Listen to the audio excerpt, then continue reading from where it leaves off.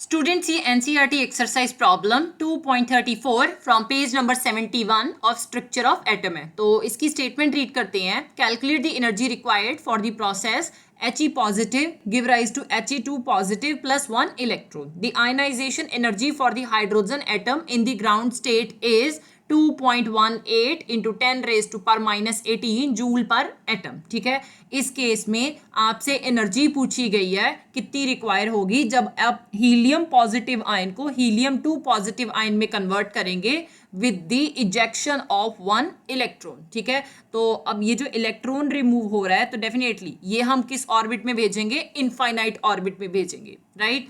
तो इस केस में हमने डेल्टा ई की वैल्यू फाइंड आउट करनी है, राइट। सो ये डेल्टा ई जो है that is known as ionization energy, right. तो इसका फॉर्मूला क्या होगा, ई इन्फिनिटी, मतलब कि जो हमारे पास एनर्जी ऑफ इनफाइनाइट ऑर्बिट आ रही है उसमें से जब आप energy of first orbit minus करोगे तो आपके पास आयनाइजेशन एनर्जी आ जाएगी। अब हम फर्स्ट ऑर्बिट क्यों ले रहे हैं, अगर आप हीलियम की इलेक्ट्रॉन फिलिंग देखो तो डेफिनेटली 1s2 दो इलेक्ट्रॉन होते हैं, तो ये फर्स्ट ऑर्बिट में ही फिल हो रहे हैं, दैट्स वाई हम एनर्जी ऑफ फर्स्ट ऑर्बिट ले रहे हैं यहाँ पे। अब हम ये एनर्जीज फाइंड आउट कैसे कर सकते हैं, इसके लिए जो फॉर्मूला यूज होगा that is E subscript n equal to -2.18 into 10 raise to power -18 z square by n square and it is joule per atom, right. अब E सबस्क्रिप्ट n जो है ये फर्स्ट हम देखेंगे किस केस में, इनफाइनाइट ऑर्बिट के केस में। सो यू कैन राइट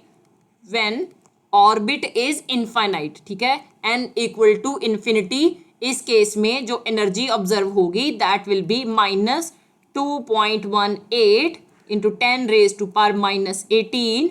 अब यहाँ पे Z जो है that is atomic number, so atomic number of helium is 2, right. So 2 का स्क्वायर ले लोगे डिवाइडेड बाय जो मेरे पास ऑर्बिट है वो इनफाइनाइट ऑर्बिट है, सो इन्फिनिटी का स्क्वायर आ जाएगा, right.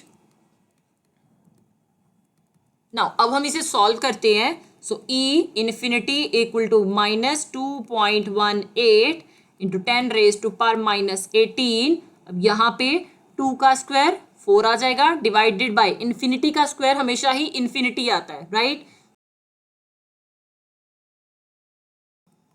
E infinity equal to -2.18 into 10 raise to power -18। जब भी आप किसी चीज को इन्फिनिटी के साथ डिवाइड करते हो तो वो 0 बन जाती है, right. So definitely 4 divided by infinity ये 0 बन जाएगा, राइट। और किसी चीज को जब आप 0 के साथ मल्टीप्लाई करते हो तो वो भी 0 बन जाती है।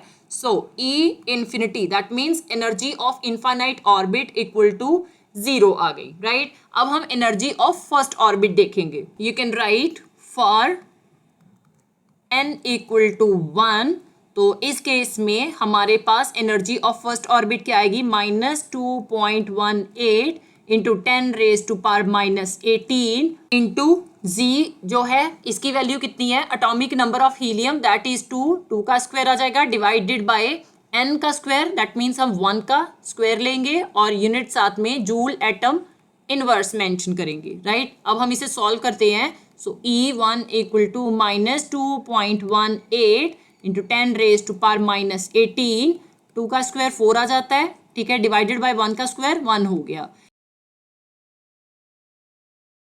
जब आपने -2.18 को 4 के साथ मल्टीप्लाई किया तो आपका आंसर कितना आ गया, that is -8.72 into 10 raise to power -18 joule atom inverse, right. अब E इन्फिनिटी भी आ चुकी है और E1 भी आ चुकी है, तो delta E that means ionisation energy हम फाइंड आउट कर सकते हैं। So delta E equal to E infinity minus E1 आ गया। E इन्फिनिटी 0 है, माइनस ये हमारे पास रिलेशन वाला माइनस है और माइनस जो E1 के साथ है, right. So -8.72 into 10 raise to power -18, यहाँ पे जूल एटम इनवर्स आ जाएगा साथ में। So minus into minus definitely plus हो जाता है, so 0 plus 8.72 into 10 raise to power -18 joule atom inverse आ गया। सो किसी भी चीज में जब आप 0 प्लस करते हो तो डेफिनेटली हमारे पास सेम ही वैल्यू आती है.